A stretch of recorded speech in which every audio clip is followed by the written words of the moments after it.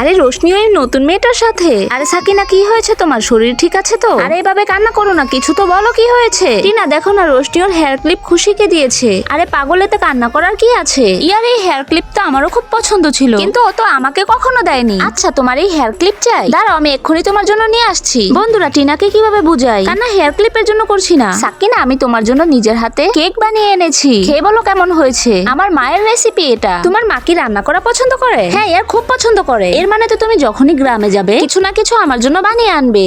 আরে রোশনি তুমি এসেছো? আমি সামিরের সাথে ডেটে যাচ্ছি, আমি তোমার ব্রেসলেটটা পরতে পারি? সাকিনা সরি আমি আমার জিনিস কাউকে দেই না। আচ্ছা ঠিক আছে আমি এটা রেখে দিচ্ছি। আরে সাকিনা দাঁড়াও, কি হয়েছে রোশনি? ইয়ার কেউ আমার বেডে বসবে এটা আমার পছন্দ না। আচ্ছা ঠিক আছে। আরে ও তো খেতে চায়নি, বসতে চেয়েছে। আরে কোনো ব্যাপার না, ওর যখন পছন্দ না বাদ দাও। ইয়ার রোশনির বেডটা সত্যি অনেক সফট, একবার এই বিছানায় শুতেই হবে। একদমই না সাকিনা থেমে যাও, এটা করো না। আরে তুমি এমন কেন করো? তুমি কোনো কথাই বলবে না? পাক্কা তুমি ওকে শিখিয়েছো? রোশনি তোমার হেয়ার ব্যান্ডটা একটু দাও। সাকিনা এটা আমার ফেভারিট ব্যান্ড।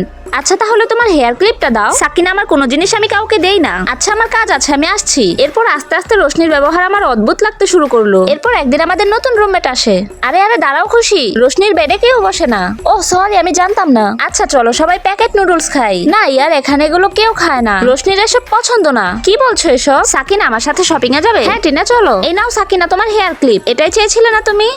টিনা শুধু তুমিই আমার সত্যিকারের বন্ধু, তোমাকে ছাড়া আমাকে কেউ ভালোবাসে না। সাকিনা সবাই তোমাকে খুব ভালোবাসে, দেখো সবাই তোমার জন্য লাইক সাবস্ক্রাইব করে কমেন্টে লাভ ইমোজি পাঠিয়ে দিবে।